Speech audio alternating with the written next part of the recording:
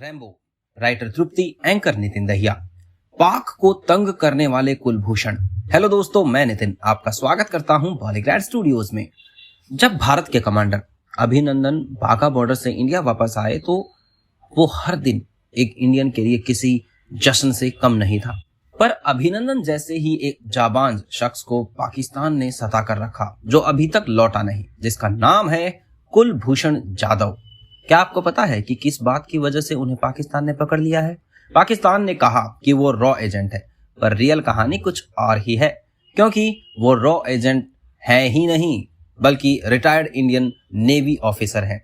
पाकिस्तान ने उन्हें जासूस समझकर साल 3 मार्च 2016 में बलूचिस्तान में पकड़ लिया और अब सच सुनने के लिए राजी नहीं है।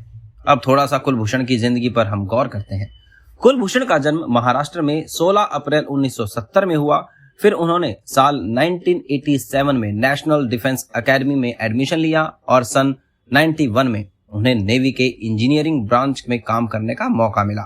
संसद हमले के बाद उन्होंने हमलावरों के खिलाफ सबूत इकट्ठे करने शुरू किए। उन्होंने लगभग 14 साल तक इंटेलिजेंस ब्रांच के लिए काम किया, पर उन्होंने वक्त से पहले ही साल 2001 तक काम करके इंडियन नेवी से रिटायरमेंट ली और वो ईरान के चाबहार जाकर अपना एक इंपोर्ट एक्सपोर्ट का बिजनेस कर रहे थे।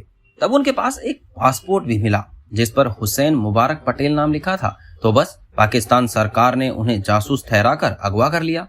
अब भारत को तंग करने का इतना अच्छा खासा मौका पाकिस्तान थोड़ी ना छोड़ सकता है, और इसमें बलूचिस्तान के होम मिनिस्टर भी शामिल हुए। बलूचिस्तान के होम मिनिस्टर सरफराज बुख्ती के अकॉर्डिंग जाधव रॉ के लिए काम कर रहे थे और बलोच अलगाववादियों, मतलब जो लोग देश के किसी हिस्से को उससे अलग करना चाहते हैं, उनके साथ मिलकर कुछ साजिशों को अंजाम दे रहे थे। पर साथ ही उन पर यह इल्जाम भी लगाया गया कि बलूचिस्तान में टेररिज्म को ये फंड प्रोवाइड कर रहे थे। पाकिस्तान गवर्नमेंट का कहना था कि कुलभूषण बलोच अलगाववादियों को भड़काने का काम कर रहे थे, पर असल में उन्होंने ऐसा कुछ भी नहीं किया था।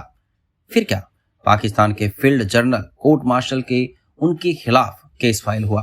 इंडियन गवर्नमेंट को ये बात पता चली तो उन्होंने कुलभूषण पर जो भी इल्जाम लगाए गए थे उन सब को ठुकराने की पूरी कोशिश की, पर पाकिस्तान ने जैसे ना सुनने की ठान ली थी और फिर 2017 में कुलभूषण को फांसी देने का फैसला भी सुना दिया। इस पर भारत ने हार नहीं मानी, क्योंकि सच तो सच होता है और पाकिस्तान भले ही सारी बातों को झुठला दे, पर पाकिस्तान को सबक सिखाने के लिए भारत ने ICJ यानी कि इंटरनेशनल कोर्ट ऑफ जस्टिस में भी अपील की। पर इससे अच्छी बात यह हुई कि ICJ ने पाकिस्तान को खरी खोटी सुनाई और फिर 3 दिन तक ये सब चलता रहा। अब इसमें क्या होगा क्या नहीं, इसे लेकर पूरा देश परेशान हो चुका था, क्योंकि इसमें एक मायूस की जान भी जा सकती थी। अगर कुलभूषण सच में निर्दोष है तो पाकिस्तान की हरकत की वजह से इंडियन गवर्नमेंट एक सच्चे ईमानदार इंडियन नेवी ऑफिसर को सूली पर चढ़ते हुए नहीं देख सकती। और इसका एंड रिजल्ट ये हुआ कि उन्हें फांसी का जो फैसला सुनाया गया था उसे खारिज किया गया। सुप्रीम कोर्ट ने कुलभूषण यादव की तरफ से हरीश साल्वे नाम के लॉयर ने अपनी बात रखी। अब यह हरीश साल्वे भी एक ऐसी शख्सियत है जिनकी कहानी सुनकर आप हैरान हो जाएंगे, पर वो हम आपको बताने वाले हैं आगे। पर उससे पहले आपको ये जानकर बहुत बुरा लगेगा कि 2017 में जब कुलभूषण की बीवी और मां उनसे पाकिस्तान में मिलने गए तब क्या हालात थे। पाकिस्तान फॉरेन ऑफिस के आगा शाही के पार्किंग लॉट में एक शिपिंग कंटेनर में माँ बेटे की पति बीवी की मुलाकात हुई। पर यह मुलाकात नहीं लगेगी, क्योंकि वहां पर शीशे के एक साइड में कुलभूषण थे और एक शीशे के दूसरे साइड में उनका परिवार और स्पीकर के जरिए बात हो रही थी। अब जाहिर सी बात है कि कोई भी माँ अपने बेटे को देखेगी तो ऐसी हालत में देखकर उसे अच्छा तो नहीं लगेगा। वैसे वो कुलभूषण के लिए कुछ चीजें भी लाई थी, पर पाकिस्तानी ऑफिसर्स ने उन्हें वो देने नहीं दिया। इतना ही नहीं, बल्कि कुलभूषण की बीवी ने जो मंगलसूत्र पहना था उसे भी निकाल कर बाहर रखना पड़ा।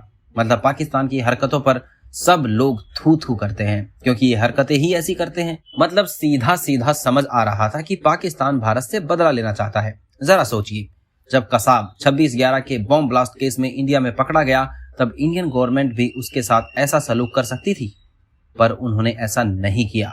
उन्होंने उसकी बातें सुनी और उसकी अच्छी खातिरदारी भी हो रही थी, वो बात अलग है।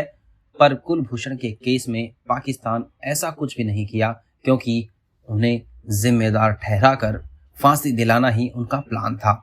जब कुलभूषण को पाकिस्तान में थे तब इंडियन गवर्नमेंट को दिखाने के लिए कुछ क्लिप्स पर वायरल हो चुकी थी, जिसमें कुलभूषण का कन्फेशन सामने आया कि वो एक रॉ एजेंट है और वो किसी मिशन पर थे और इंडिया में उन्हें एक मिशन सौंपा था। पर उस क्लिप में 50 से 60 कट्स थे। मतलब कुलभूषण से ये बात बुलवाई गई और ये वीडियो दिखाया गया था, ऐसा इंडियन गवर्नमेंट ने जवाब देते हुए कहा। अब जैसे अभिनंदन भी पाकिस्तान की कस्टडी में थे और उनके चेहरे पर भी काफी निशान थे जो वायरल हो गए, ठीक वैसे ही पर उन्होंने मुंह तक नहीं खोला। वही बात कुलभूषण ने भी की। उन्होंने भी पाकिस्तान को तंग किया, एक ही बात को बार बार दोहराकर। वैसे ICJ ने यह पाकिस्तान से कहा कि समीक्षा और पूर्ण विचार का हक हर किसी को होना चाहिए। अगर आपने किसी को मौत की सजा दी है तो उसे अपील करने का अधिकार भी मिलना चाहिए। इसके बाद पाकिस्तान की संसद में ये काउंसलर एक्सेस नाम का बिल लाया गया और पास किया गया। कुलभूषण जाधव का केस पाकिस्तानी की मिलिट्री कोर्ट में चल रहा था और उसी कोर्ट ने मौत की सजा सुनाई थी। पाकिस्तान में रूल्स के मुताबिक मिलिट्री कोर्ट के फैसले को रिव्यू और अपील नहीं किया जा सकता। अगर अपील करना हो तो उसके लिए पाकिस्तान की पार्लियामेंट को कॉन्स्टिट्यूशन में रिसर्च करना होगा। ICJ के फैसले के बावजूद जाधव तभी अपील कर सकते थे जब रिसर्च हो। अब इस बिल के पास होने के बाद जाधव को मिलिट्री कोर्ट के फैसले को अपील करने का अधिकार मिल जाएगा। इस बिल के जरिए सिर्फ जाधव को ही नहीं बल्कि पाकिस्तान की जेल में सजा काट रहे फॉरेनर्स को भी अपील करने का हक मिल जाएगा। अब आते हैं उस शख्स की ओर जिनका रोल इस केस में बहुत ज्यादा इंपॉर्टेंट है। वो है कुलभूषण जाधव का साइड रखने वाले लॉयर हरीश साल्वे। ये ऐसे लॉयर हैं जो बाजी पलट सकते हैं। सलमान खान का जो केस था ना, हिट एंड रन वाला, उसमें भी एक ड्रामेटिक चेंज इन्होंने ही लाया था। खैर, पर अभी हम कुलभूषण की बात करते हैं। दरअसल ICJ में कुलभूषण का केस लड़ने के लिए एक वकील को हायर भी किया गया था जिनका नाम था खबर कुरैशी और उन्हें 20 कोटी फीस देने की बात हुई थी। पर पाकिस्तान गवर्नमेंट के लिए ये बड़ी रकम थी क्योंकि पाकिस्तानी इकोनॉमी इतनी स्ट्रॉन्ग नहीं है।